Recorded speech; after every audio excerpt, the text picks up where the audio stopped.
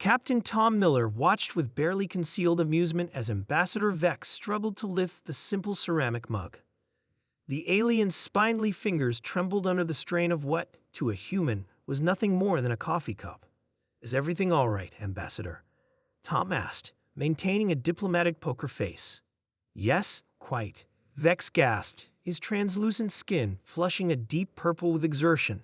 "Your accommodations are most hospitable." The truth was far from it.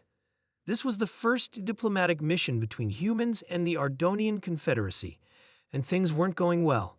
Not because of political disagreements or cultural misunderstandings, but because of simple physics. The Ardonians evolved on a planet with roughly 0.3 of Earth's gravity. To them, Earth was a crushing nightmare. "Perhaps we could continue discussions on our vessel," suggested Blur. Vex's aide, who had given up entirely on lifting her datapad, and instead awkwardly hunched over it on the conference table. "The gravity adjustments would be more equitable." Tom nodded sympathetically. "Of course. Though I must warn you, my team has been training for your gravity for months. We may appear somewhat enthusiastic in our movements." The aliens exchanged worried glances. 2 days later, aboard the Ardonian diplomatic vessel Harmonious Exchange Tom and his 3-person team bounded through the corridors like children at a bounce house. "This is amazing." Lieutenant Alex Rivera executed a perfect somersault in midair. "It's like being in a swimming pool without the water." Dr. Kate Wilson, the mission xenobiologist, was more reserved but still couldn't resist a small hop that sent her nearly to the ceiling. "Remember protocol, Alex. We're here to make an impression." "Oh, we're making an impression all right," muttered Chief Engineer Bill Johnson, nodding toward the Ardonian crew who had flattened themselves against the walls as the humans passed. What the human team didn't realize was that the impression they were making was one of terror. To the Ardonians, these aliens from a high-gravity death world moved with impossible speed and strength. A casual leap looked like a feat of superhuman power. A friendly pat on the back felt like being struck by machinery. "They're monsters," Security Officer Mez reported to the ship's captain. "I watched one of them, the engineer they call him, casually lift a propulsion calibrator with one hand." "One hand? It takes 3 of our strongest crew members to move that equipment." Captain Zill steepled his long fingers. "Are they hostile?" "No. That's the unsettling part. They seem to find our reactions amusing. They smile constantly, showing their bone-white teeth. They move among us like giants trying not to step on insects." Careful with such assessments, Ambassador Vex interrupted, entering the bridge with visible effort despite the adjusted gravity. "I've spent more time studying their culture. They genuinely believe they are being respectful. On their world, they are considered average. Not particularly strong or fast." The bridge fell silent as this information sank in. "If they're average," whispered Mez, "what are their warriors like?" The following day, Captain Tom received an urgent message from his superiors back on Earth. "The Ardonians have requested all future meetings take place via hologram," General Hayes informed him. "They've also requested detailed information about human physical capabilities, military capacities, and an extensive list of assurances that we have no territorial designs on any system within 500 light-years of their space." "What? Why?"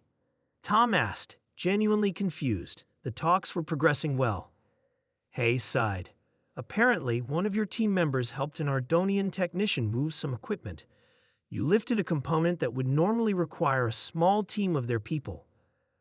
"That was Bill, just being helpful," Tom protested.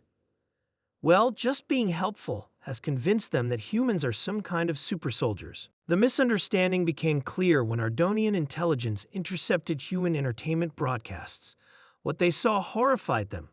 Humans deliberately exposing themselves to additional gravity for exercise, humans competing to lift increasingly heavy objects, humans allowing themselves to be struck repeatedly for sport. They trained to withstand even more gravity. Captain Zill asked incredulously, watching footage of a human weightlifting competition. What possible evolutionary advantage could this serve? "Their world has shaped them into perfect warriors," Mez concluded. "No wonder they seemed so casual about their demonstrations of strength. To them, it was nothing special." 6 months later, the first formal treaty between humans and Ardonians was signed after significant revisions. The Ardonians had initially included clauses restricting human travel, mandatory advance notice of any spacecraft approaching their territories, and limitations on how many humans could be present on any single vessel near their worlds.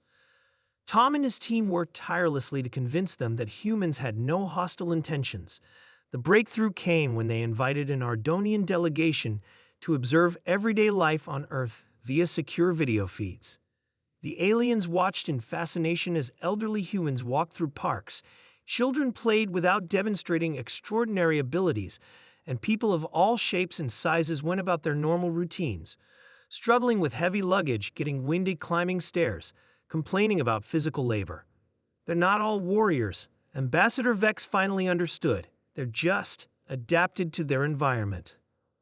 1 year later, Tom stood on the observation deck of Harmony Station, the first joint human-Ardonian facility, positioned in orbit at precisely 0.65 G, uncomfortable for both species, but manageable. It's a compromise, Tom explained to the new human arrivals. Remember, what feels easy to you looks like a feat of incredible strength to them. Be gentle, move slowly, and never forget that to them. You're basically a superhero. Ambassador Vex floated over, now adept at using the slight anti-gravity assistance in his ceremonial robes. Captain Miller, he greeted, extending a still trembling hand in human custom. I've been studying your world's history. It's remarkable how your high-gravity environment shaped not just your bodies, but your cultures. You're a species that constantly pushes against resistance. Tom smiled as he very gently shook the ambassador's hand. I never thought of it that way, but I suppose you're right. We're at our best when things are hardest. Vex's skin flushed the pale blue of respect, a terrifying quality to your enemies, but valuable in an ally. As they gazed out at the stars, Tom reflected on how a simple physical constant, gravity, had nearly derailed first contact, but ultimately became the foundation of understanding between two very different worlds. The universe, it seemed, had a sense of irony. Humans had spent centuries looking up at the stars, feeling small and insignificant. Now they discovered that to the stars, they were the giants.